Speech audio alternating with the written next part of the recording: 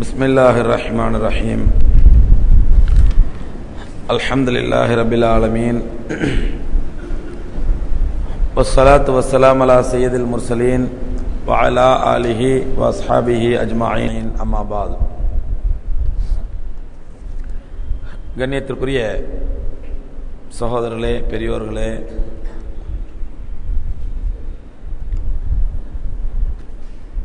அளவற்ற அருளாளனும் நிகரற்ற அன்புடையனுமாகிய எல்லாம் வல்ல அல்லாஹ் ரப்புல் ஆலமீனுடைய பேரருளால் அல் குர்ஆனில் அத்தாட்சிகள் என்ற தலைப்பிலே இன்றைய தினம் அதனுடைய மூன்றாவது பகுதியை, அதாவது குர்ஆனுடைய மூன்றாவது பகுதியான தில்க ரசூல் என்று ஆரம்பிக்கக்கூடிய இந்த மூன்றாவது பகுதியிலே அல்லாஹ் ரப்புல் ஆலமீன் நமக்கு தரக்கூடிய அத்தாட்சிகளையும் படிப்பினைகளையும் இன்றைய தினம் நாம் பார்க்க இருக்கின்றோம்.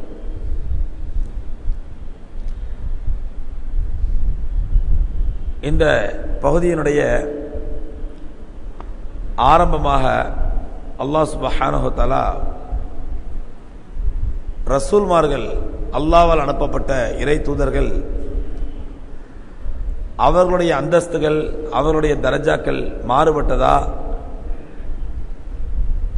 அல்லது எல்லா ரசூல்மார்களும் ஒரே மாதிரியான அந்தஸ்து உள்ளவர்களா என்பதை பற்றி குறிப்பிடும் பொழுது, தில்க ருசுல் ஃபضلنا بعضهم على بعض, அந்த ரசூல்மார்களில் நாம் சிலரை காட்டிலும் சிலரை மேன்மைப்படுத்தி வைத்திருக்கின்றோம். அதாவது ரசூல்மார்களுக்கு மத்தியிலே எல்லாருடைய அந்தஸ்தையும் ஒரே மாதிரி அந்தஸ்தாக வைக்காமல் நாம் சிலரை காட்டிலும் சிலரை மேன்மைப்படுத்தி வைத்திருக்கின்றோம், சிலருடைய அந்தஸ்தை கொஞ்சம் குறைத்து வைத்திருக்கின்றோம். மின்ஹும் மன் கல்லமல்லாஹு வ ரஃபஅ பஅதுஹும் தரஜாத், சில நபிமார்கள், சில ரசூல்மார்கள் அவர்களிடத்தில் அல்லாஹ் ரப்பல் ஆலமீன் நேரடியாக பேசினான், பூமியிலே பேசினான். சில ரசூல்மார்களே அல்லாஹ் ரப்பல் ஆலமீன் தன்னளவிலே தன்னுடைய அர்ஷுக்கு வர வைத்து அல்லாஹ் சுப்ஹானஹு வ தஆலா பேசினான். சில ரசூல்மார்களுக்கு உலகத்திலே அவருடைய அந்தஸ்தை உயர்த்தி வைத்தார். இப்படி ரசூல்மார்களுக்கு மத்தியிலே அல்லாஹ் சுப்ஹானஹு வ தஆலா அந்தஸ்தை கூட குறைய என்று உயர்த்தி வைத்திருந்தாலும் கூட, மோமின்களாகிய நாம் அவர்களுடைய அந்தஸ்தை ஒப்பிட்டு இந்த நபி உயர்ந்த நபி, இந்த நபி மட்டமான நபி, இந்த நபி ரொம்ப சிறந்த நபி, இந்த நபி சிறந்த நபி இல்லை என்று நாம் அவர்களுக்கு மத்தியிலே ஏதாவது பாகுபாடு, வித்தியாசம் காட்ட முடியுமா என்றால் அதற்கு அனுமதி இல்லை என்று ரப்புல் ஆலமீன் சொல்கின்றான். அதற்கு விளக்கமாக இதே பகுதியிலே, அதாவது இந்த மூன்றாவது பகுதியிலேயே சூரத்துல் பக்ராவினுடைய இறுதியிலே அல்லாஹ் சுப்ஹானஹு வ தஆலா மூமின்களுடைய குணாதிசயமாக சொல்லும்போது சொல்கின்றான், லா நுஃபர்ரிகு பைன அஹதின் மின் ருசுலிஹி, நாம் அவனுடைய ரசூல்மார்களுக்கு இடையிலே எந்த விதமான பாகுபாட்டையும் வித்தியாசத்தையும் காட்ட மாட்டோம். இது மூமின்கள் கொள்ள வேண்டிய கொள்கை, நம்பிக்கை. அல்லாஹ் ரப்பல் ஆலமீன் பாகுபடுத்தி வைத்திருக்கிறான் அவருடைய அந்தஸ்தை. சில நபிமார்கள் நேரடியாக பேசினான், சில நபிமார்களை அர்ஷுக்கு அழைத்து பேசினான். இது அவனுடைய விருப்பப்படி. ஆனால் நாம் அதை வைத்து பூமியிலே அல்லாஹ் யாரிடத்தில் பேசினானோ அவர்கள் தான் சிறந்த நபி, யாரை அல்லாஹ் வானத்தில் உயர்த்தினானோ அவர் சிறந்த நபி இல்லை, அல்லது வானத்திலே யாரை உயர்த்தி அல்லாஹ் பேசினானோ அவர் தான் சிறந்த நபி, பூமியிலே அல்லாஹ் யார்கிட்ட பேசினானோ அவர் சிறந்த நபி இல்லை என்று அவர்களுக்கிடையே ஃபர்க மராத்திப் என்று சொல்லக்கூடிய அந்தஸ்து பேதம் காட்டுவதோ, அவர்களுக்கிடையே உயர்தாழ்வு காட்டி பேசுவதோ நமக்கு மார்க்கத்தில் அனுமதி இல்லை. ஒரு முறை பெருமானார் ஸல்லல்லாஹு அலைஹி வஸல்லம் அவர்கள் காலத்திலே ஒரு சஹாபியோடு ஒரு யூதன் ஒருவன் வந்து விவாதம் செய்கின்றான். விவாதிக்கும் பொழுது, பேசிக்கிட்டே இருக்கும் பொழுது அந்த யூதன் என்ன பண்ணிடுறான், எங்களுடைய மூசாவை நபியா அனுப்பி வைத்த அல்லாஹ் தான் சிறந்தவன், அப்படி எங்களுடைய மூசா நபி தான் உயர்ந்த நபி அப்படின்னு சொல்றான். அப்ப நபி அந்த சஹாபி அல்லாஹ்வுடைய தூதர் ஸல்லல்லாஹு அலைஹி வஸல்லத்தை நேரடியா பார்த்த சஹாபி, நேரடியா பார்க்காத மூசாவுடைய அந்தஸ்தை உயர்த்தி பேசிய ஒரு யூதன். அப்ப அந்த சஹாபி பார்த்து சும்மா இருப்பாங்களா? நேரில் பார்க்கிற சஹாபி தன்னோட பழகிய தூதர் ஸல்லல்லாஹு அலைஹி வஸல்லம் பத்தி மட்டமா பேசும்பொழுது அவங்க சொன்னாங்க, இல்ல இல்ல எங்க ரசூல் ஸல்லல்லாஹு அலைஹி வஸல்லம் சிறந்தவங்க, அவங்க தான் இறுதி நபி. அப்ப அந்த யூதன் என்ன பண்றான், பெருமானார் ஸல்லல்லாஹு அலைஹி வஸல்லம் அவர்களை மட்டப்படுத்துற மாதிரி இன்சல்ட் பண்ற மாதிரி பேசின உடனே சஹாபியால தாய்க்க முடியல, பலாறு அரைஞ்சிடறான் யூதனை. உடனே அந்த யூதன் என்ன பண்றான், நல்லா கவனிங்க, தன்னை அடித்தது ஒரு முஸ்லீம், ஆகவே தன்னுடைய பிரச்சனை தன்னுடைய தலைவன் எடுத்துட்டு போல என்ன பண்ணா, அல்லாஹ்வுடைய தூதர் ஸல்லல்லாஹு அலைஹி வஸல்லம் அவர்களிடத்தில் தான் நியாயம் கிடைக்கும் என்று நம்பி பெருமானார் ஸல்லல்லாஹு அலைஹி வஸல்லம் பிரச்சனை கொண்டு வர்றான். அந்த யூதன் கொண்டு வந்து, அல்லாஹ்வுடைய தூதரே உங்களுடைய சஹாபி என்ன இந்த மாதிரி பேசுங்க, அடிச்சிட்டாரு. அப்ப நபி ஸல்லல்லாஹு அலைஹி வஸல்லம் கேக்குறாங்க, சஹாபி என்ன பண்ணி அடிச்சியா, அப்படி நீ அப்படி அடிச்சியா? ஆமா யா ரசூலுல்லாஹ், உங்களை மட்டமா பேசினா பலான்னு அடிச்சிட்டேன். ரசூலுல்லாஹி ஸல்லல்லாஹு அலைஹி வஸல்லம் வெரி குட், இப்படிதான் அடிக்கணும், யார் என்ன பத்தி மட்டமா பேசினாலும் சும்மா விடக்கூடாது என்ன அப்படின்னு சொல்லல. ஏன்னா இங்க பெருமானார் ஸல்லல்லாஹு அலைஹி வஸல்லம் அவர்களை மட்டமாக பேசுவது நோக்கம் அல்ல, நபிமார்களை இழுத்து பேசுவது. உங்கள் நபி உயர்ந்தவரா, எங்கள் நபி உயர்ந்தவரா, மூசா அலைஹிஸ்ஸலாம் உயர்ந்தவரா, நான் ரசூலுல்லாஹ் உயர்ந்தவங்களா, அப்படி நபிமார்களுக்கு பற்றின பேதம் காட்டுவதற்கு மார்க்கத்தில் அனுமதி இல்லை. பெருமானார் ஸல்லல்லாஹு அலைஹி வஸல்லம் சொன்னாங்க, லா துஃபضிலூனி அலா மூசா, மூசாவை காட்டிலும் என்னை சிறப்பித்து நீங்கள் கூறாதீர்கள், மூசாவை காட்டிலும் நான் தான் சிறந்தவன் என்று நீங்கள் ஒருபோதும் சொல்லாதீர்கள், நாங்கள் எல்லாம் சகோதரர்கள் அப்படின்னு பெருமானார் ஸல்லல்லாஹு அலைஹி வஸல்லம் சஹாபிக்கு விளக்க சொல்றாங்க. அப்ப மூமின்களாகிய நாம் நபிமார்களுக்கு மத்தியில் ஏற்றத்தாழ்வு காட்டுவதோ, நபிமார்களுக்கு மத்தியில் உயர்த்தாழ்வு காட்டி பேசுவதற்கோ, அவர்களுக்கு மத்தியில் அந்தஸ்தை உயர்த்தி தாழ்த்தி கொடுப்பதற்கோ நமக்கு எந்த விதமான அனுமதியும் கிடையாது, நமக்கு அருகதையும் கிடையாது. இதைத்தான் சூரத்துல் பக்ராவுடைய கடைசியில் அல்லாஹ் சொல்றான், லா நுஃபர்ரிகு பைன அஹதின் மின் ருசுலிஹி, அவருடைய ரசூல்மார்களுக்கு மத்தியிலே நாங்கள் எந்த விதமான பாகுபாடும் வித்தியாசம் காட்ட மாட்டோம் என்று மூமின்கள் சொல்வார்கள். இதற்கு அடுத்த வசனத்திலே ஒரு முக்கியமான விஷயத்தை அல்லாஹ் சொல்றான். குர்ஆன்ல உள்ள முக்கியமான ஆயத்துகளில் ஒரு ஆயத்து, பெருமானார் ஸல்லல்லாஹு அலைஹி வஸல்லம் கல்பு குர்ஆன் அப்படின்னு சொன்னாங்க. குர்ஆனுடைய இருதயத்தை போன்ற ஆயத்து அப்படின்னாங்க. அது என்ன ஆயத்து? ஆயத்துல் குர்சி. இந்த ஆயத்துல் குர்சில அப்படி என்ன இருக்குது, என்ன ஸ்பெஷாலிட்டி இருக்குது? முதல்ல பெருமானார் ஸல்லல்லாஹு அலைஹி சொன்னாங்க, மன் கரஅ ஆயத்துல் குர்சி பாத குல்லி மக்துபாத், ஒவ்வொரு ஃபர்லான தொழுகைக்கு பிறகும் யார் ஆயத்துல் குர்சி ஓதுவதை வழமையாக்கி கொள்வாரோ, ஒவ்வொரு ஃபர்லான தொழுகைக்கு பிறகும் ஒரு மூமின் ஆயத்துல் குர்சி ஓத வேண்டும். யார் அப்படி ஆயத்துல் குர்சி ஓதுவதை வழமையாக்கி கொள்வாரோ, வபைனஹு பைனல் ஜன் வலைஸ பைனஹு பைனல் ஜன்னத்தி ஹிஜாபுன் இல்லல் மௌத், நபி ஸல்லல்லாஹு அலைஹி சொன்னாங்க. யார் ஒவ்வொரு ஃபர்லான தொழுகைக்கு பிறகு ஆயத்துல் குர்சி ஓதுவதை வழமையாக்கி கொள்வாரோ, அவருக்கும் சொர்க்கத்திற்கு மத்தியில் எந்த தடையும் இருக்காது, மௌத்தை தவிர. அவருக்கு சொர்க்கத்துக்கு மத்தியில் தடை இருந்தா இருக்கும், மௌத்து மட்டும் தான் இருக்கும். அப்படின்னா என்ன அர்த்தம்? மௌத்து மட்டும் தான் சொர்க்கத்தில் நுழைவதற்கு தடையா இருக்கும். அவர் மௌத்தாகிவிட்டால் சொர்க்கத்துக்கு போயிடலாம். மௌத்து வந்துட்டா ஒரே எங்க போயிடலாம்? சொர்க்கத்துக்கு போயிடலாம். ஆக பெருமானார் ஸல்லல்லாஹு அலைஹி வஸல்லம் அழகா சொல்றாங்க, ஆயத்துல் குர்சி அவ்வளவு விசேஷமான ஆயத்து, இதை நீங்கள் ஒவ்வொரு ஃபர்லான தொழுகைக்கு பிறகு ஓதுவதை வழமையாக்கி கொள்ளுங்கள். அப்படி ஃபர்லான தொழுகைக்கு பிறகு ஆயத்துல் குர்சி ஓதுவதை வழமையாக்கி கொண்டால் நீங்கள் நேரடியாக சொர்க்கம் செல்லலாம் என்பதை பெருமானார் ஸல்லல்லாஹு அலைஹி வஸல்லம் கற்றுக் கொடுக்குறாங்க.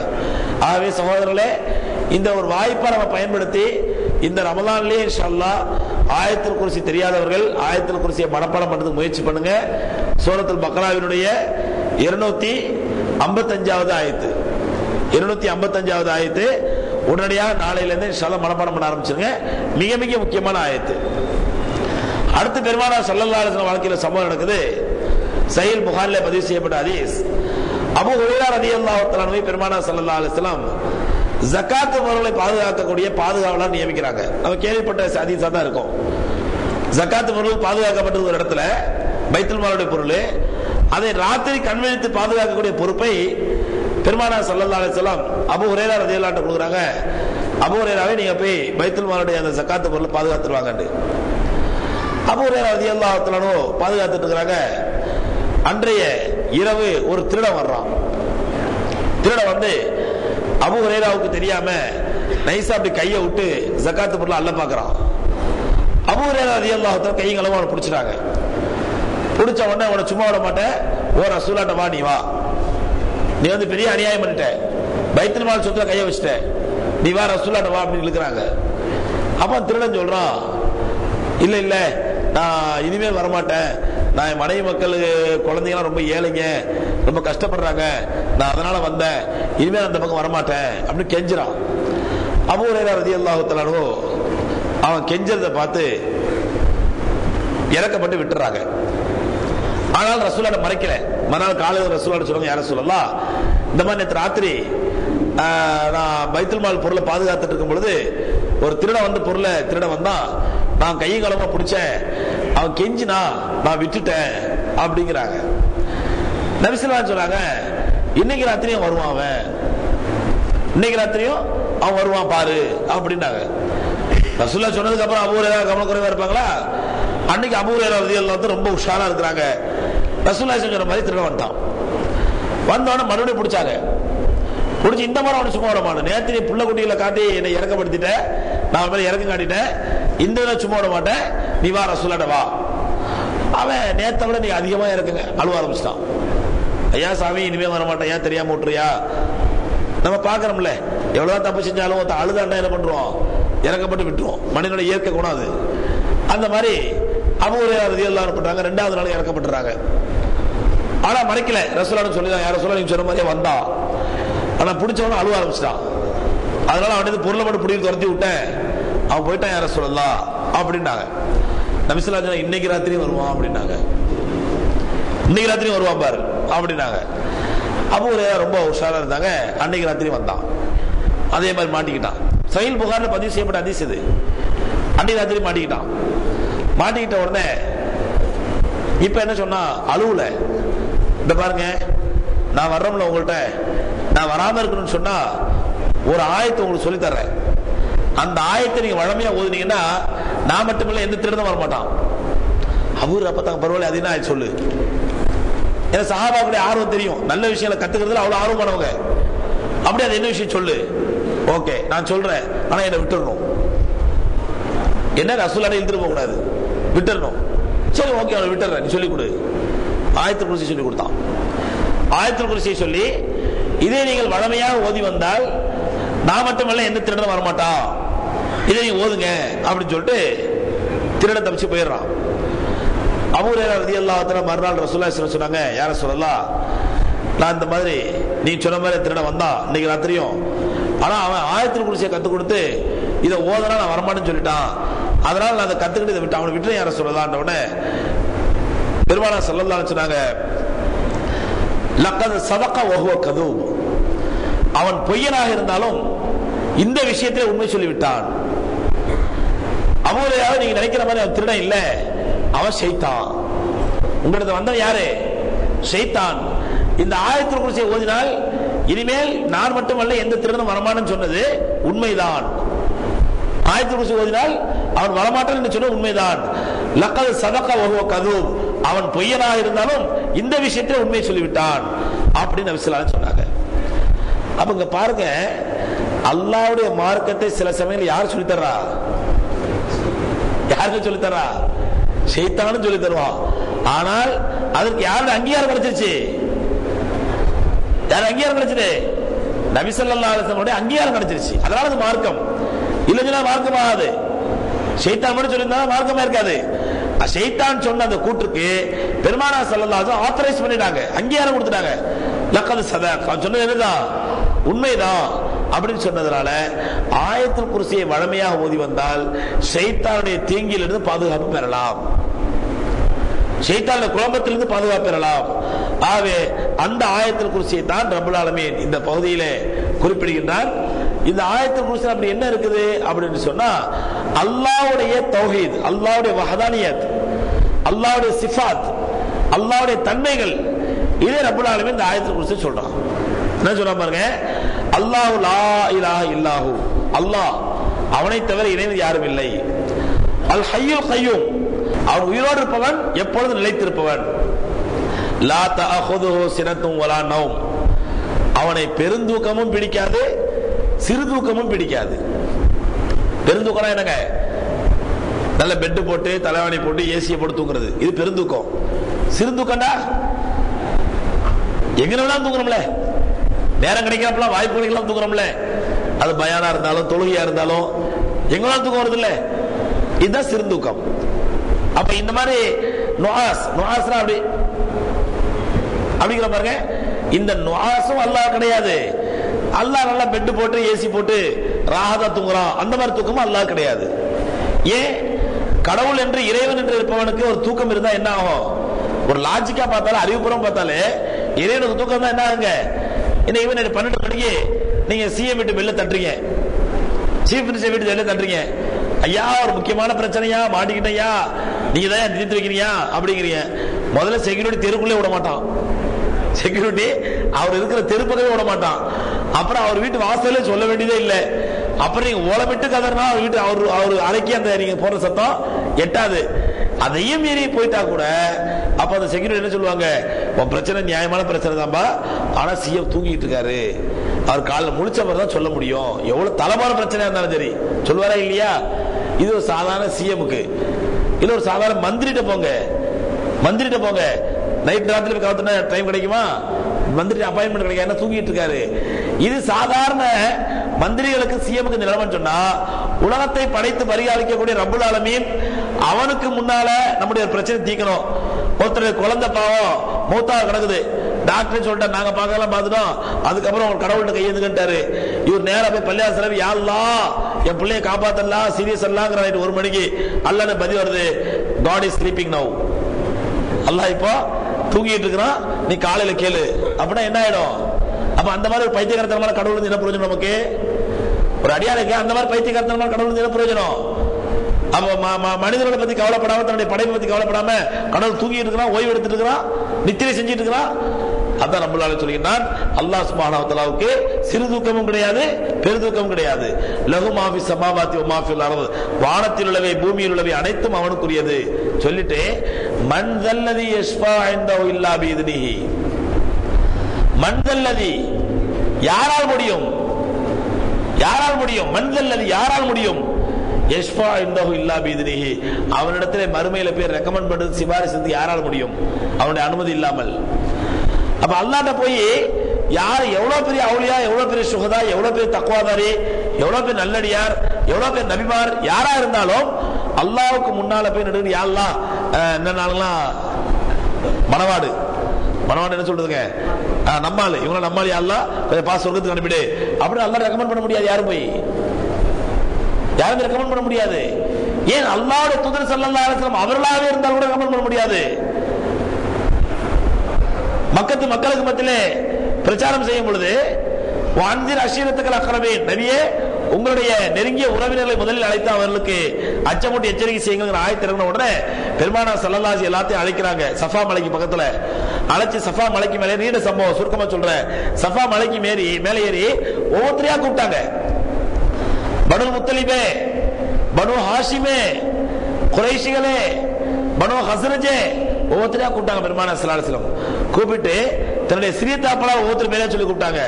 கூப்பிட்டு தன்னுடைய மகள் ஃபாத்திமாவை கூப்பிட்டாங்க. யா பிந்தி ஃபாத்திமா, என்னுடைய மகள் ஃபாத்திமாவே.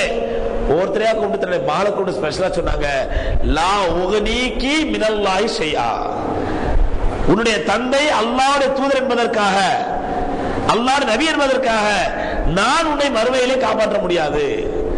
லா உகனீகி மினல்லாஹி ஷைஆ, அல்லாஹ்விடத்தில் நான் உன்னை பாதுகாக்க முடியாது. அப்ப அல்லாஹ்வுடைய தூதராகவே இருந்தாலும் கூட, பெருமானார் ஸல்லல்லாஹு அலைஹி வஸல்லம் அவர்களாகவே இருந்தாலும் கூட, அல்லாஹ் ஒன்றை நாடிவிட்டால் அல்லாஹ் நபி அல்லாஹ் இவங்க ஏன் ஆளுங்க, இவங்களை நீ ரிலீஸ் பண்ணி விடு என்று கேட்பதற்கு ரைட்ஸ் கிடையாது. ஷஃபாஅத்துல் குப்ரா, உலகத்தில் எல்லா மக்களுக்காண்டி பெருமானார் ஸல்லல்லாஹு அலைஹி வஸல்லம் ரெக்கமெண்ட் பண்ணுவாங்க. அந்த ரெக்கமெண்ட் வச்சு சொல்லும்போது சொல்றாங்க, சஹீஹ் புகாரிலே முஸ்லிம்ல பதிவு செய்யப்பட்ட ஹதீஸ், நம்ம எல்லாரும் தெரிஞ்ச ஹதீஸ். கியாமத் நாள்ல மனிதர்கள் எல்லாம் ஒவ்வொரு நபிட்டியா ஓடுவாங்க, நபியே அல்லாஹ்ட்ட எங்களுக்கு ரெக்கமெண்ட் பண்ணுங்க. எதுக்காண்டி? எதுக்காண்டிங்க? சொர்க்கத்தை தரத்துக்காண்டி இல்ல, எங்களுக்கு சொர்க்கம் தர சொல்லுங்க, அல்லாஹ் எங்க சொர்க்கம் தர சொல்ல, அப்படி இல்ல. வேர்வையில மாட்டி நிப்போம், பணவர உயரத்தில் சூரியன் இருக்கும், வெக்க தாங்க முடியாது, கடுமையான வெப்பமா இருக்கும். அந்த நேரத்தில் மக்கள் எல்லாம் நபிமார்களுக்கு அழுவாங்க, நபிமார்களே அல்லாஹ்ட்ட ரெக்கமெண்ட் பண்ணுங்க. எதுக்கு? முதல்ல அல்லாஹ் என்கொயரி ஆரம்பிக்கட்டும், விசாரணை ஆரம்பிக்கட்டும். ஆரம்பிச்சு நரகத்துல போனா போட்டோம், சொர்க்கத்துக்கு போனா சொர்க்கத்துக்கு போட்டோம், குறைஞ்சபட்சம் என்கொயரி ஆரம்பிக்கணியா நபிமார்களே, நீங்க போய் அல்லாஹ்ட்ட ரெக்கமெண்ட் பண்ணுங்க. ஒவ்வொரு நபியும் கை கழுவி விட்டுருவாங்க. ஆதம் அலைஹிஸ்ஸலாத்துல ஆரம்பிச்சு ஈசா அலைஹிஸ்ஸலாம் வரைக்கும் ஒவ்வொரு நபிட்டியா ஓடுவாங்க, எல்லா நபியும் கை கழுவி விட்டுருவாங்க. கடைசியில பெருமானார் ஸல்லல்லாஹு அலைஹி வஸல்லம் வருவாங்க. ரசூலுல்லாஹி ஸல்லல்லாஹு அலைஹி வஸல்லம் அல்லாஹ்வுடைய இறுதி தூதர், அல்லாஹ்வுக்கு நெருக்கமான நபி, அப்படிதானே? அல்லாஹ்வுக்கு பியார நபி. நேர அல்லாஹ் நபி, யா அல்லாஹ் நான் உனக்கு ரொம்ப நெருக்கமான நபி, நான் சொல்றதை தட்ட மாட்டேன், அதனால யா அல்லாஹ் விசாரணை ஆரம்பி. இல்ல, பெருமானார் ஸல்லல்லாஹு அலைஹி சொல்வாங்க, நான் நேர போய் அல்லாஹ்வுடைய அரிசுக்கு முன்னாடி அப்படியே சஜ்தால விழுந்துருவேன், சஜ்தால விழுந்துருவேன். வ தரக்கனி ஃபி சுஜூதி மாஷா அல்லாஹ், அவன் எவ்வளவு காலம் நாடுகின்றானோ அவ்வளவு காலம் என்ன சஜ்தாலே அப்படியே போட்டுருவான், என்ன சஜ்தாலே போட்டுருவான். எத்தனை வருஷம், எத்தனை நூற்றாண்டு, எத்தனை ஆயிராண்டு அல்லாஹ் அறிவான். மாஷா அல்லாஹ் எவ்வளவு நாடுறான் அல்லாஹ், அவ்வளவு அல்லாஹ் எவ்வளவு காலம் நாடுகின்றானோ அவ்வளவு சஜ்தாலே போட்டுருவான். சஜ்தாலேயே போட்டுட்டு பிறகு அல்லாஹ்ட்ட இருந்து எனக்கு அனுமதி வரும், இர்ஃபா ரஅஸக யா முஹம்மத், முஹம்மதே உம்முடைய தலையை உயர்த்துங்கள் சஜ்தாவில் இருந்து. சல் துஅதா, நீங்கள் கேளுங்கள் தருகின்றேன். வஷ்ஃபா துஷஃபா, சிபாரிசு செய்யுங்கள் சிபாரிசை ஏற்றுக்கொள்கின்றேன், என்ன வேணும் சொல்லுங்க அப்படின்னு அல்லாஹ்விடத்திலிருந்து எனக்கு பெர்மிஷன் கிடைச்ச பிறகுதான் நான் தலையை தூக்கி சொல்லுவேன், யா அல்லாஹ் மக்கள்லாம் ரொம்ப கஷ்டப்பட்டிருக்காங்க ரப்பல் ஆலமீன் மஹ்ஷர் மைதானத்திலே, உன் விசாரணை ஆரம்பியா அல்லாஹ். இதைத்தான் பெருமானார் ஸல்லல்லாஹு அலைஹி வஸல்லம் ஷஃபாஅத்துல் குப்ரான்னாங்க. உலக மக்கள் எல்லோருக்கும் செய்யக்கூடிய ஷஃபாத்தாக ரெக்கமெண்டாக பெருமானார் ஸல்லல்லாஹு அலைஹி சொன்னாங்க.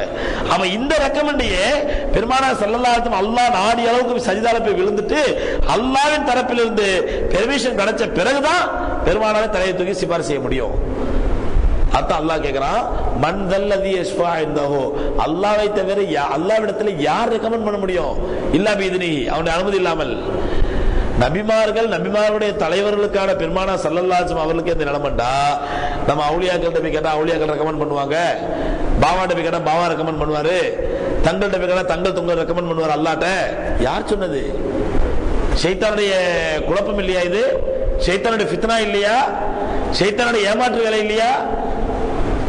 பெருமானார் ஸல்லல்லாஹு அலைஹி வஸல்லம் மகளை பார்த்துடா, யா பிந்தி ஃபாத்திமா லா உக்னிகி மினல்லாஹி ஷையா, என்னுடைய மகள் ஃபாத்திமாவே நானுடைய அல்லாஹ்விடத்தில் பாதுகாக்க முடியாது அப்படிங்கும் பொழுது பாவா தங்கள் ஷேக் அவுலியா இவன் எந்த மூளைக்கு நாளைக்கு மர்மையில அவங்க பாவம் யானப்சி அவங்க நிலைமையை பார்த்துட்டு இருப்பாங்க. அதனால சகோதரர்களே, இனிமேல நாம் அந்த பாவாக்களையும் ஷேகுமாரையும் நம்பி மோசம் போயிடாம அல்லாஹ்வை மட்டுமே நம்ப வேண்டும், அல்லாஹ்விடத்தில் மட்டுமே கையேந்த வேண்டும். ஆக அந்த அல்லாஹ்வுடைய வஹதானியத்தை, அல்லாஹ்வுடைய ஏகத்துவத்தை ரப்பல் ஆலமீன் தன்னுடைய இந்த வசனத்திலே ஆயத்துல் குர்சியிலே சொல்லுகின்றான். சொல்லிட்டு அடுத்த ஒரு அற்புதமான சம்பவம் சொல்றான். இப்ராஹிம் அலைஹிஸ்ஸலாத்து வஸ்ஸலாம் அவர்களோட நடந்த சம்பவம். இப்ராஹிம் அலைஹிஸ்ஸலாம் நம்ரூத் போய் என்ன பண்றாங்க, தாவா செய்றாங்க. தாவா செய்யும் பொழுது அந்த நம்ரூத் கேக்குறான், நீ அல்லாஹ்வுடைய தூதருங்கிறதுக்கு என்ன அத்தாட்சிப்பா, இது ஆதாரம் தான் கொடு அல்லாஹ்வுடைய தூதருங்கிறதுக்கு. அப்ப இப்ராஹிம் அலைஹிஸ்ஸலாம் சொல்றாங்க, எனக்கு வஹி வருது அதுதான் ஆதாரம்.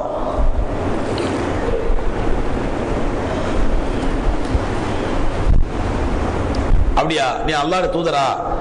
நான் யார் தெரியுமா? தூதர்லாம் இல்ல, நான் தான் அல்லாஹ் அப்படின்னா. நான் தான் அல்லாஹ், நீ அல்லாஹ்வுடைய தூதர் தான், உனக்கு வஹீலாம் வந்துட்டு போட்டோம். ஆனா நான் யார் தெரியுமா? நான் தான் அல்லாஹ் அப்படின்னா. என்ன சகோதரர்களே, இந்த தாவத்துல் நுபுவத், தாவத்துல் உலூஹியத், அதாவது நுபுவத்தை தாவா செய்வனும், தன்னை நபி என்று தாவா செய்பவர்களும் தன்னை இறைவன் என்று தாவா செய்பவர்களும் ஒவ்வொரு காலத்திலும் வந்துட்டே இருந்தாங்க. ஒவ்வொரு காலத்திலையும் ரசூலுல்லாஹ் காலத்திலேயே 2 பேர் வந்தாங்க, தன்னை நபி என்று தாவா செய்தவர்கள், தன்னை நபி என்று வாதிட்டவர்கள். ஒருத்தன் முசைலமத்துல் கذاب, இன்னொத்த அஸ்வதுல் அனசி. இந்த அஸ்வதுல் அனசியும் முசைலமத்துல் கத்தாபும் ரெண்டு பேருமே தங்களை அல்லாஹ் நபி என்று தாவா செய்தவர்கள். அதே மாதிரி அல்லாஹ் என்று வாதிட்டவன் ஃபிரௌன்ல இருந்து ஆரம்பிச்சாங்க. ஃபிரௌன்ல இருந்து ஆரம்பிச்சு ஃபிரௌன் தன்னை அல்லாஹ்னு சொன்னா, நம்ரூத் தன்னை அல்லாஹ்னு சொன்னா. அதே மாதிரி பெருமானார் ஸல்லல்லாஹு அலைஹி காலத்துக்கு பிறகும் எத்தனையோ பேர் தன்னை அல்லாஹ்னு சொல்லணும்னு இருக்கிறான். மன்னர் ஹாரூன் ரஷீத் காலத்துல ஒருத்தன் வர்றான், வந்து சொல்றான், மன்னரே நான் யார் தெரியுமா, அல்லாஹ்வால் அனுப்பப்பட்ட நபி அப்படின்னா.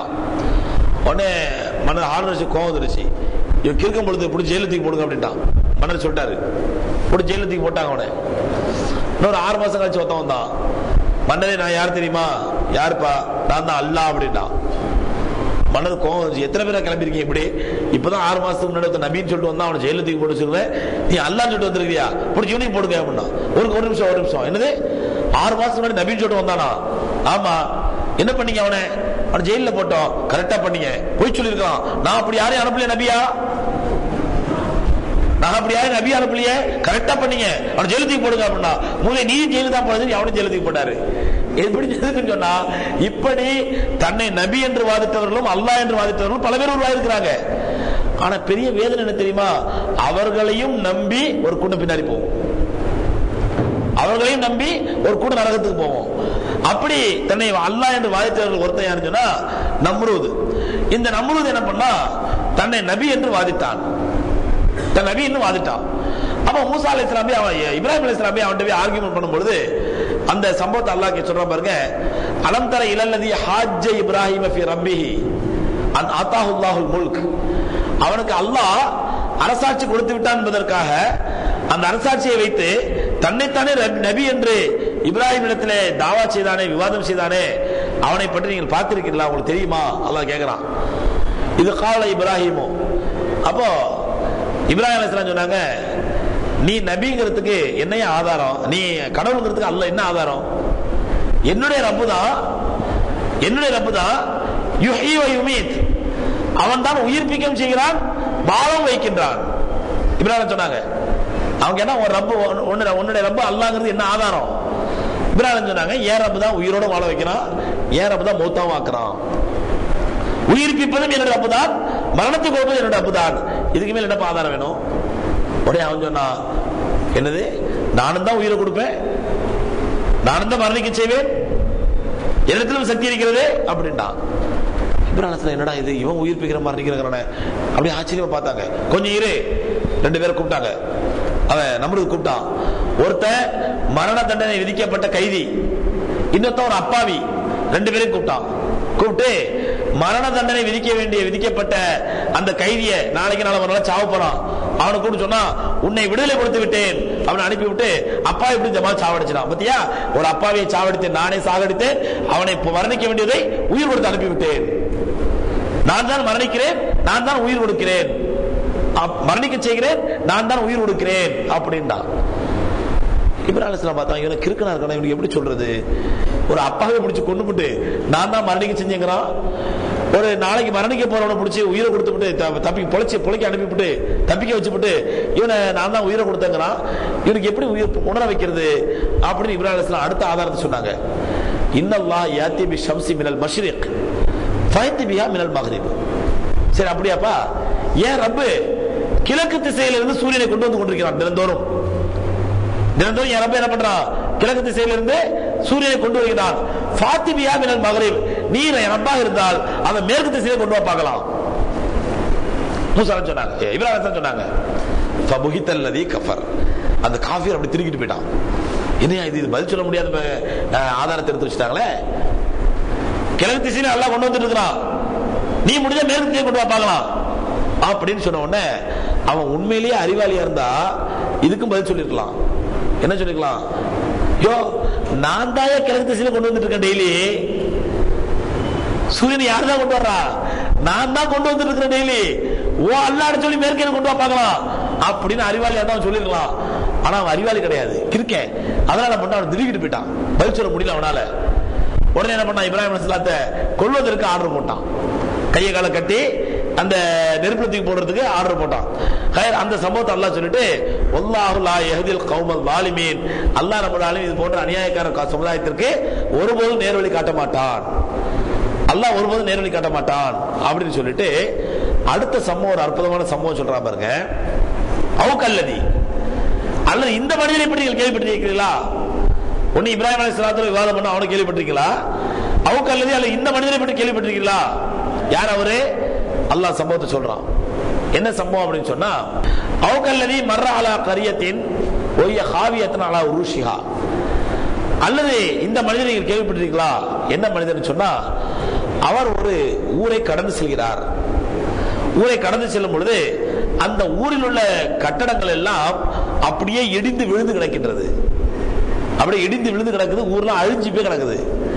அதை பார்த்து அந்த மனிதர் சொல்கின்றார், அண்ணா யுஹ்யி ஹாதிஹில்லாஹ் பஅத மௌத்திஹா, இந்த அழிஞ்சு போன ஊரை அழிஞ்சு போன பிறகு அல்லாஹ் எப்படி உயிர்ப்பிக்க செய்வான் அப்படின்னு நினைச்சிட்டு போறாரு. போகும்பொழுது ஒரு இடத்துல போய் கொஞ்சம் ஒரு அத்திப்பழமும் திராட்சை ரசமும் கூட வச்சிருக்காரு. பிரயாணத்தில் போற ஒரு சாப்பிடறதுக்காண்டி பிரயாணம் கண்டிச்சாதமா அதை வச்சு ஒரு மரத்தடியில போய் தங்குறாரு, தூங்குறாரு. தூங்குறாரு 100 ஆண்டுகள் தூங்க ஆரம்பிச்சாரு. 100 வருஷம் தூங்கின பிறகு முழிக்கிறாரு. முழிச்சு பார்க்கிறாரு, அல்லாஹ் ரப்பல் ஆலமீன் அந்த மனிதனிடத்தில் பேசுகின்றான். கேட்கிறான் அல்லாஹ் சுப்ஹானஹு வ தஆலா, கம் லபித், எவ்வளவு நேரம் அந்த மரத்தில் நீ தங்குற? இந்த மரத்தில் எவ்வளவு நேரம் தூங்குற? அப்ப அவர் சொன்னாரு, லபித் யௌமன பாத யௌம், நான் நினைக்கிறேன் ஒரு நாள் பூரா தூங்கியிருப்பேன் நினைக்கிறேன், அல்ல ஒரு நாள் பகுதி தூங்கியிருப்பேன். காலையில் படுத்த ஞாபகம் இருக்குது, இப்ப சாயந்தரம் ஆகி போச்சு, ஒன்னு ஒரு நாள் பூரா தூங்கி இருக்கிறேன், இல்லைன்னா ஒரு நாள்ல ஒரு பகுதி தூங்கி இருப்பேன் நினைக்கிறேன் அப்படின்னு சொல்றாரு. அல்லாஹ் சொல்றான், கால பல் லபிஸ்த மியத்தாம், தெரியுமா நீ 100 வருஷம் தூங்குன, இந்த மரத்தடியில 100 வருஷம் தூங்குன. என்னது 100 வருஷம் தூங்குனா? அப்படியா அப்படின்னு ஆச்சரியப்பட்டு பாக்குறாரு. அங்கே அவருடைய அந்த கழுதை, அவர் ஏறி வந்த கழுதை செத்து போய் அவர் கட்டி வச்சுட்டு தூங்கிறாரு. செத்து போய் எலும்பு கூட கிடக்குது. ஆனால் அவர் கொண்டு வந்த அத்திப்பழமும் திராட்சை ரசம் மட்டும் ஒண்ணுமே ஆகாம ஃப்ரெஷ்ஷா அப்படியே இருந்துச்சு. அப்ப இவர் ஆச்சரியப்படுறாரு, என்ன இது அற்புதம் இது அப்படின்னு சொன்னோம்னா ரப்பல் ஆலமீன் சொல்றான், ஒரு அழிஞ்சு போன ஊரை பார்த்து இந்த ஊர் அழிஞ்சு போன பிறகு இது அல்லாஹ் எப்படி உயிர்ப்பிக்க செய்வான், இது மறுபடியும் எப்படி உயிராகும் அப்படின்னு கேட்ட இல்லையா? அல்லாஹ் இப்படித்தான் உயிர்ப்பிக்க செய்வான், இப்படித்தான் அல்லாஹ் உயிரோட ஆக்குவான் அப்படின்னு சொல்லிட்டு அவருடைய எலும்பு கூட கிடக்குது பாருங்க. அந்த கழுதை, வல்லுல் இலா ஹிமாரிக்க வல் நஜஅலக ஆயத்தல் லின்னாஸ், மனிதர்களுக்கு அத்தாட்சியாக காட்டுவதற்காக உம்முடைய கழுதையை நீங்கள் பாருங்கள். வல்லுல் இலல் இதாமி கைஃப நுன்ஷிசுஹா, அந்த ஆட்டை பாரு, அந்த கழுதையை பாருங்கள், அதற்கு நான் எப்படி உயிர் கொடுத்து எழுப்புகிறேன்னு சொல்லி கொஞ்ச நேரத்தில் செத்து போன எலும்பு கூட கிடந்த அந்த கழுதையை அல்லாஹ் ரப்பல் உயிர்ப்பிக்க செய்யறான். அந்த எலும்பு கூடுகளுக்கு சதையை போர்த்த வைக்கின்றான். சதையை போர்த்து அந்த கழுதை எழுச்சி நிற்குது. இப்படித்தான் செத்து போனதெல்லாம் உயிர்ப்பிப்பேன் அப்படின்னு அல்லாஹ் மனுஷர் காட்டினான். அந்த மனுஷன் யாரு அப்படின்னு சொன்னா, மூசா அலைஹிஸ்ஸலாத்து வஸ்ஸலாம் அவர்களுக்கு பிறகு புக்தனஸர் என்று சொல்லக்கூடிய ஒரு கிறிஸ்தவ கொடுங்கோல் அரசன், கிறிஸ்தவ மதத்தை சார்ந்த ஒரு கொடுங்கோல் அரசன் புக்தனஸர். இந்த புக்தனஸர் என்ன பண்றான்னா எப்படி அப்ரஹா என்பவன் பைத்துல் முகத்தஸ் அழிச்சானோ, அதே அப்ரஹா என்பவன் காபத்துல்லாஹ் அழிச்சானோ, அதே மாதிரி இந்த புக்தனஸர் என்ன பண்ணா பைத்துல் முகத்தஸ் அழிச்சான். அந்த பைத்துல் முகத்தஸை பார்த்து தான் அவர் என்ன கேட்டார், அந்த பைத்துல் முகத்தஸை அழித்து விட்டு அங்கிருந்த பனி இஸ்ராயல் அல்லாஹ்வை ஈமான் கொண்ட நல்ல மக்களை எல்லாம் அரெஸ்ட் பண்ணி கொண்டு போயிடுறாங்க, கைது பண்ணி கொண்டு போயிடுறான். யாரு? புக்தனஸர். அந்த கைது செய்து அழைத்து சென்ற மனிதர்கள் ஒருத்தர் தான் உசைர் என்பவர். இவர் அந்த பனி இஸ்ராயலில் நல்ல சிறந்த ஒரு ஆலிமாக இருந்தார், தக்வா உள்ள இறையச்சம் உள்ள ஒரு ஆலிமாக இருந்தார் உசைர். இந்த உசைரை தான் யூதர்கள் பிற்காலத்தில் ரசூலுல்லாஹி ஸல்லல்லாஹு அலைஹி காலத்தில் அந்த யூதர்கள் இந்த உசைரை தான் இப்னுல்லாஹ், அல்லாஹ்வுடைய மகன் சொன்னாங்க. இதுதான் அல்லாஹ் குர்ஆன்ல சொல்றான், காலத்தில் யஹூது காலத்தில் நசாரா ஈசா இப்னுல்லாஹ் வ காலத்தில் யஹூது உசைர் இப்னுல்லாஹ். நசாராக்கள் கிறிஸ்தவர்கள் ஈசாவை எப்படி அல்லாஹ்வுடைய மகன் என்று சொன்னார்களோ, யூதர்கள் என்ன சொல்ல ஆரம்பிச்சாங்க, உசைரை அல்லாஹ்வுடைய மகன் என்று சொல்ல ஆரம்பித்தார்கள்.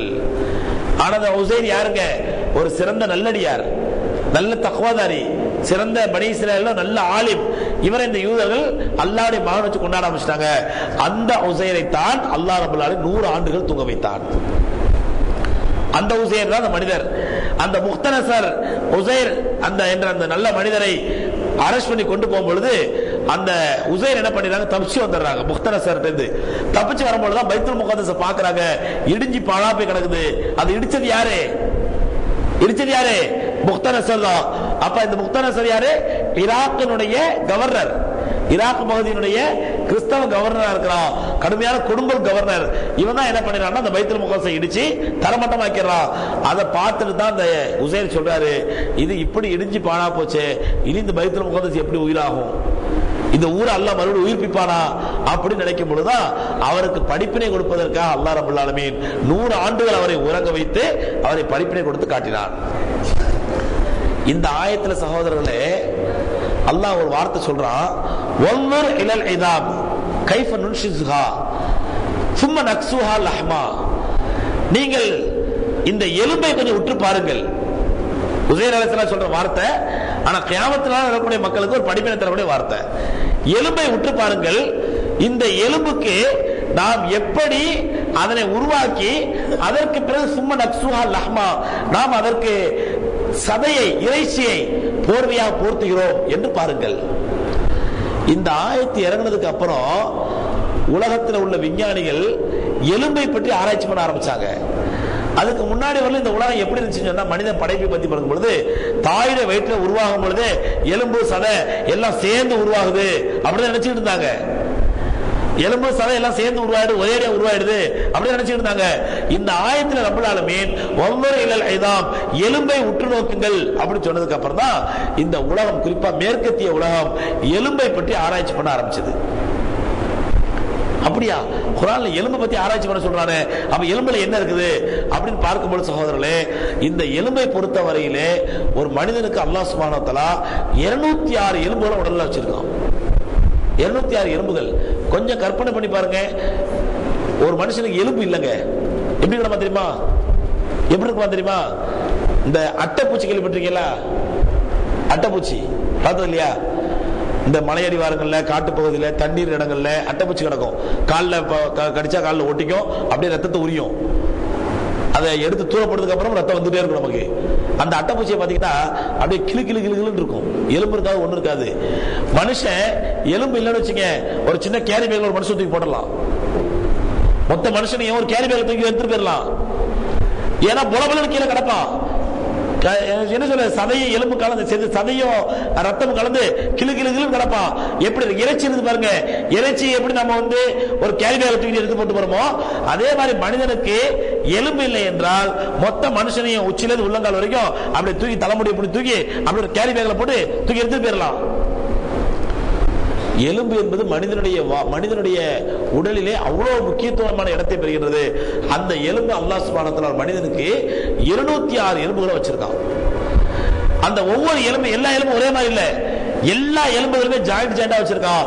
அந்த ஜாயிண்ட் இருக்கிற இடத்துக்கு தான் லிகமெண்ட்ஸ் சொல்றாங்க. லிகமெண்ட்ஸ் சொன்னா அந்த எலும்பு கூடு. அந்த எலும்பு கூடுக்கு இடையில ரப்பல் ஆலமீன் லியூப்ரிகேஷனுக்காக, உதாரணமா இப்ப இந்த முட்டு இருக்குன்னு சொன்னா, இந்த முட்டு இப்படி அசைக்கிறதுக்கு இங்க ஒரு லியூப்ரிகேஷன் ஜெல்லுன்னு சொல்லுவாங்க. நீங்க கால் முட்டில இருந்து டாக்டர் சொல்லுவாங்க, கால்ல உங்களுக்கு முட்டுக்குள்ள ஜெல்லு போயிடுச்சு, ஜெல்லு தீந்து போச்சு. ஜெல்லு தீந்து போனதுனால அந்த லியூப்ரிகேஷன் ஃப்ரீயா இருக்காது. லியூப்ரிகேஷன் அந்த அசைவு, அந்த அசைவு ஃப்ரீயா இருக்காது. அசைவு ஃப்ரீயா இருக்காத நேரத்தில் எலும்பு தேஞ்சு அதனால நமக்கு வலி ஏற்படுகின்றது. இந்த எலும்பை அல்லாஹ் சுப்ஹானஹு வ தஆலா எவ்வளவு அற்புதமா படைச்சிருக்கான சகோதரர்களே.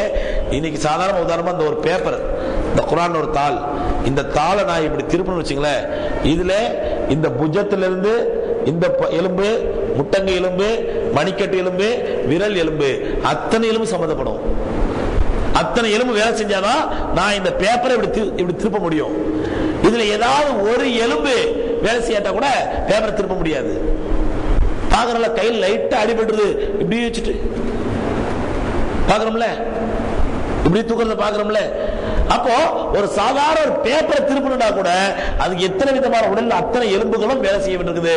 அந்த அளவுக்கு மனிதனுடைய இயக்கத்திலே மனிதனுடைய வேலைகளிலே அல்லாஹ் சுப்ஹானஹு வ தஆலா எலும்புக்கு அவ்வளவு பெரிய ஒரு முக்கியத்துவம் கொடுத்திருக்கிறான். ஆனா இந்த எலும்பு மொத்த மனிதனுடைய வெயிட்ல வெறும் 15% தான்.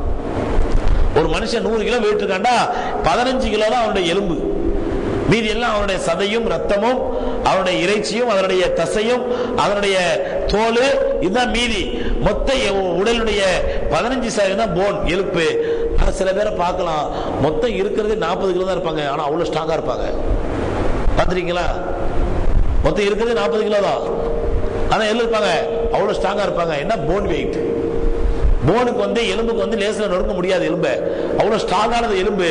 அந்த எலும்புக்கு அல்லாஹ் சுப்ஹானஹு வ தஆலா எவ்வளவு சக்தியை கொடுத்திருக்கான்னு சொன்னா, இன்னைக்கு விஞ்ஞானிகள் சொல்றாங்க ஒரு மனிதனுடைய தொடை எலும்பு இருக்குது பாருங்க, தொடை எலும்பு, இந்த எலும்பை மட்டும் வச்சா 1 டன் வெயிட் தாங்குமா. ஒரு தொடை எலும்புக்கு மேல ஒரு பொருளுக்கு வச்சா எவ்வளவு வெயிட் தாங்கும்? 1 டன் அளவுக்கு வெயிட் தாங்கும். அப்படிப்பட்ட அற்புதமான படைப்பு தான் இந்த எலும்பு.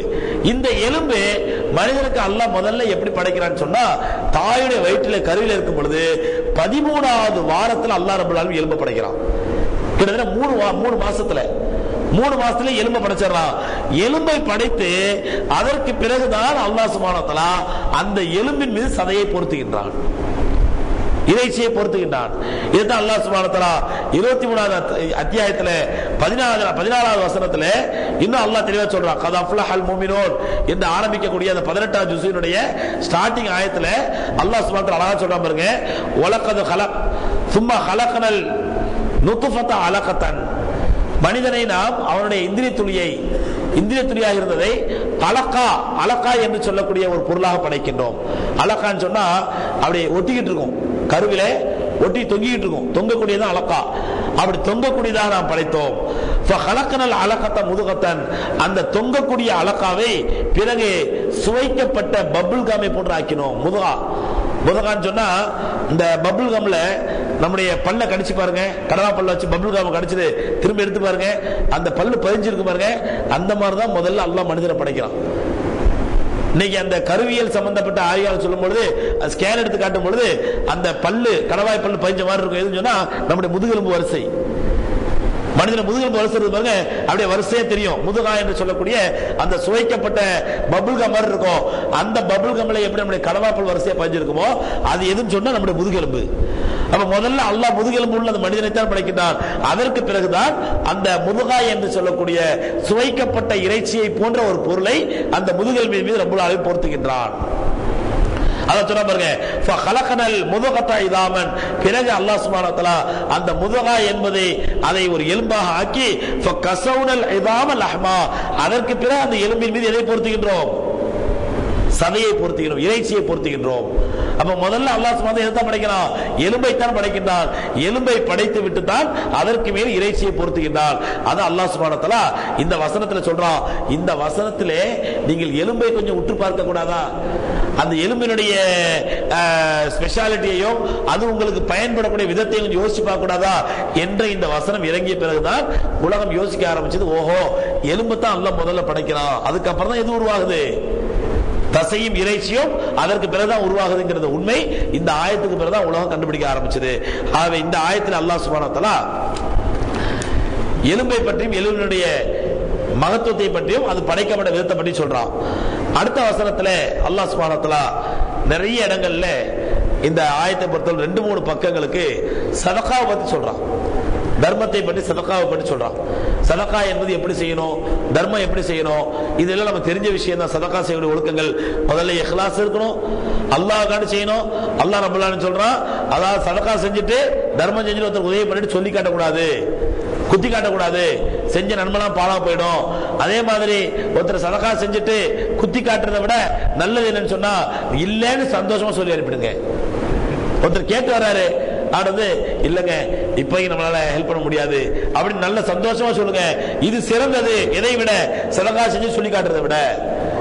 இதற்கு அல்லாஹ் சுப்ஹானஹு வ தஆலா நிறைய உதாரணங்களையும் நிறைய விஷயங்களை நமக்கு சொல்லி, தர்மம் என்பது அல்லாஹ்வுக்கு பிடித்தமான இபாதத், அந்த இபாதத்தை நீங்கள் அல்லாஹ்வுக்காக இஹ்லாஸா செய்யணும் அப்படின்னு சொல்லிட்டு தர்மத்துக்கு நேர் மாற்றம்.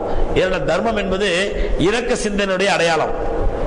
தர்மம் என்பது ஒரு மனிதனுடைய இரக்க சிந்தனை இருந்தா கூட தர்மம் பண்ணுவான். இரக்க சிந்தனை இல்லாட்டா தர்மம் பண்ண முடியாது. அப்ப தர்மம் என்பது இரக்க சிந்தனையின் அடையாளம் என்றால் அதற்கு நேர் மாற்றம் கொடூர புத்தி, அரக்க சிந்தனை. இரக்க சிந்தனை உள்ளவன் தர்மம் செய்வான். அரக்க சிந்தனை உள்ளவன், கொடூர சிந்தனை என்ன பண்ணுவான்? அடுத்தவனை பத்தி கவலையே பட மாட்டான். அவனுடைய பொருளாதாரத்தை பத்தியோ செல்வத்தை பத்தி கவலையே பட மாட்டான். அவனை கசக்கி பிழிந்து அவனிடத்தில் வட்டியை வாங்குவான். அப்ப தர்மம் செய்பவன் இரக்க சிந்தனை உள்ளவன், வட்டி வாங்குபவன் அரக்க சிந்தனை உள்ளவன். அதனால தர்மத்தை பத்தி அல்லாஹ் சொல்லிட்டு உடனே வட்டியை பத்தி அல்லாஹ் சொல்றான். வட்டியை சொல்லக்கூடிய வார்த்தை எப்படி அல்லாஹ் சொல்ற பாருங்க. நம்ம எல்லாருக்கும் தெரிஞ்ச விதம், வட்டி எவ்வளவு மோசமான பாவங்கிறது அல்லாஹ் ரப்பல் ஆலமீன் பயன்படுத்தக்கூடிய வார்த்தை அல்லதீன யாக்குலூன ரிபா. வட்டியை உண்ணக்கூடியவர்கள் லா யகூமுன இல்லா கமா யகூமுல் லதீ யதகபத்து ஷைத்தானு மினல் மஸ். மறுமையில் அவர்கள் எப்படி எழுப்பப்படுவார்கள் என்றால் ஷைத்தானால் தீண்டப்பட்டு பைத்தியம் எடுத்தவர்களை கொண்டு மறுமையில் எழுப்பப்படுவார்கள். இது ஏன் தெரியுமா? தாலிக பி அன்னஹும் காலு இன்னமல் பைஉ மிஸ்லு ரிபா. இது எதுக்கு தெரியுமா? அவர் பூமியில அவங்கள்ட்ட போய் வட்டி வாங்குறதுனா ஹராம்பா, வட்டி வாங்குறது பெரும் பாவம்பா அப்படின்னு சொன்னா இன்னமல் பைஉ மிஸ்லு ரிபா, என்னங்க வட்டி வியாபாரம் எல்லாம் ஒண்ணுதானங்க? என்ன நீங்க பள்ளியாசலம் பயன் பண்ணிட்டு போயிடலாம் ஈஸியா, வட்டி ஹராம ஹராமனு. இன்னைக்கு வட்டி இல்லாம வியாபாரம் பண்ண முடியுமா? வட்டி லேவாதேவி இல்லாம நீங்க பிசினஸ் பண்ண முடியுமா? ஆனா வட்டி வியாபாரம் எல்லாம் ஒண்ணுதான் என்று அவர்கள் வியாக்கியானம் பேசியதனால இந்த பனிஷ்மெண்ட். என்ன பனிஷ்மெண்ட்? மறுமையில பைத்தியம் பிடித்தவனை போன்று, ஷைத்தானால் தீண்டப்பட்டு பைத்தியம் பிடித்தவனை போன்று மறுமையில எழுப்பப்படுவான். இன்னைக்கு சகோதரர்களே, பெரிய பெரிய வியாபாரிகள் இன்னைக்கு வட்டி இல்லாட்ட வியாபாரமே பண்ண முடியாது என்று சொல்லக்கூடிய அளவுக்கு மிக மோசமான நிலைக்கு வந்துட்டாங்க. அதான் அல்லாஹ் சொல்றான், இப்படிப்பட்ட நிலைக்கு வந்ததனாலதான் வட்டியும் வியாபாரம் ஒண்ணுதான், வட்டி இல்லாட்ட வியாபாரம் பண்ண முடியாது என்று சொல்வதனால்தான் அவர்களுக்கு இப்ப மாதிரி பனிஷ்மெண்ட் அப்படின்னு சொல்லிட்டு அல்லாஹ் சொல்றான், யம்ஹகுல்லாஹு ரிபா வ யுர்பி ஸதகாத். தர்மங்கள் செய்வதனால, எப்படி இரக்க சிந்தனையோடு தர்மங்கள் செய்வதனால உங்களுக்கு அல்லாஹ் அந்த தர்மத்தை வளரச் செய்வான். ஆனால் அரக்க குணத்தோடு வட்டி வியாபாரம் பண்ணா அல்லாஹ் உங்களுடைய செல்வத்தை குறைக்கத்தான் செய்வான். யம்ஹகுல்லாஹ், அல்லாஹ் அழிக்கத்தான் செய்வான். நீங்க நினைக்கிறீங்க வட்டி வாங்கினா நிறைய பெருகும், வட்டி கடன் வாங்கினா நிறைய பெருகும். உதாரணமா நம்ம ஒரு 1 லட்சம் ரூபாய்க்கு ஒரு லாட் எடுக்க வேண்டியிருக்குது. இந்த 1 லட்சம் ரூபாய் லாட் எடுத்தோம்னா நமக்கு 40,000 லாபம் கிடைக்கும். அந்த 40,000 ரூபாய் லாபத்துக்கு நம்ம 10% வட்டிக்கு வாங்கினோம்னாக்கா நம்ம 10% 10,000 ரூபாய் கொடுத்தா போதும், மீதி 30,000 நம்ம கணக்கு எடுத்துக்கலாம். மனசு கணக்கு போறானா இல்லையா? 1 லட்சம் ரூபாய் லாட் எடுத்தா 40,000 கிடைக்குங்க. ஆனா 1 லட்சம் ரூபாய் கொடுத்து பணம் இல்ல, வட்டி விட வட்டி எவ்வளவு 10% தான் கேட்கலாம். 10% 10,000 வட்டிக்கு போயிட்டா கூட நீ எவ்வளவு லாபம்? நமக்கு 30,000 லாபம் கிடைக்குமே அப்படின்னு நீ கணக்கு போடலாம். ஆனால் அந்த 30,000 ரூபாய் இல்ல, அந்த 1 லட்சத்தையும் சேர்த்து அல்லாஹ் அழித்து விடுவான். அல்லாஹ் பரக்கத்தை கொடுக்க மாட்டான், அல்லாஹ் அழிச்சே தீர்வான். அல்லாஹ் சொல்றான். ஆகவே சகோதரர்களே, ஃபஇல்லம் தன்தஹு, இவ்வளவு ஸ்ட்ராங்கா உங்களுக்கு சொன்னதுக்கு பிறகும் நீங்கள் வட்டியை விட்டு விலகிக் கொள்ளவில்லை என்றால், இவ்வளவு உறுதியா சொன்னதுக்கு அப்புறமா வட்டியை விட்டு விலகிக் கொள்ளவில்லை என்றால், ஃபாதனு பி ஹர்பி மினல்லாஹி வ ரசூலிஹி, அல்லாஹ்வுடனும் அல்லாஹ்வுடைய தூதருடனும் நீங்கள் போர் செய்வதற்கு ஆயத்தமாகிக் கொள்ளுங்கள். இதுக்கு மேல ஒரு வழி இல்லை. ஹராம்னு சொல்லிட்டேன், வட்டி எவ்வளவு மோசமான பாவம்னு சொல்லிட்டேன். இதுக்கப்புறம் கேட்க தயாரா இல்லையா? இதுக்கப்புறம் இந்த வட்டியை விட்டு விலக தயாரா இல்லையா? ஃபாதனு பி ஹர்பி மினல்லாஹி வ ரசூலிஹி, அல்லாஹ்வுடனும் அல்லாஹ்வுடைய ரசூலுடனும் நீங்கள் போர் செய்வதற்கு ஆயத்தமாகிக் கொள்ளுங்கள். அல்லாஹ் சொல்றான். இவ்வளவு கொடூரமான வார்த்தையை அல்லாஹ் வேற எந்த பாவத்துக்கும் பயன்படுத்தினது இல்லைங்க. எந்த பாவத்துக்கும் பயன்படுத்தினது இல்லை. நம்ம அடிக்கடி கேள்விப்பட்டிருப்போம், நானும் அடிக்கடி சொல்லியிருக்கிறேன். பெருமானார் ஸல்லல்லாஹு அலைஹி வஸல்லம் அவர்கள் வட்டியை கண்டிச்சத மாதிரி வேற எந்த பாவத்தையும் இவ்வளவு மோசமா கண்டிக்கல. எப்படி கண்டிச்சாங்க? மன்னதா பாவமின் அபுவாபி ரிபா, யார் ஒருவர் ஒரு முறை வட்டியினுடைய வாசலுக்கு வந்து விடுவானோ, கமன் அத்தா உம்மஹு 70 மர்ரா, தன்னை பெற்ற தாயிடத்தில் 70 முறை விபச்சாரம் செய்தவனுடைய கொடூரமானவனாவான். நபி ஸல்லல்லாஹு அலைஹி சொன்னாங்க. இந்த மாதிரி வார்த்தைகளை ரசூல் வேற எந்த பாவத்தும் சொன்னது கிடையாது. முஸ்னத் அஹ்மதிலே பதிவு செய்யப்பட்ட ஆதாரபூர்வமான ஹதீஸ். அப்ப அல்லாஹ்வும் ஃபாதனு பி ஹர்பி மினல்லாஹி வ ரசூலிஹி, அல்லாஹ்வுடன் அல்லாஹ்வுடைய தூதருடன் போர் செய்வதற்கு ஆயத்தமாகிக் கொள்ளுங்கள். பெருமானார் ஸல்லல்லாஹு அலைஹி வஸல்லம் இவ்வளவு கொடூரமான காட்டமான வார்த்தைகளை சொல்றாங்க. அவங்க வாழ்க்கையில வேற எந்த பாவத்துக்கும் இந்த மாதிரி வார்த்தையை பயன்படுத்துறது இல்லை. அவ்வளவு மோசமான வட்டியை விட்டு நாம் இனிமேலும் விலகிக் கொள்ளவில்லை என்றால், வட்டி கொடுக்கல் வாங்கலை விட்டு விலகிக் கொள்ளவில்லை என்றால், அருமை சகோதரர்களே, நம்மை போன்ற தைரியசாலி என்று சொல்ல முடியாது, நம்மை போன்ற திமிர் பிடித்தவர்கள் யாரும் இருக்க முடியாது.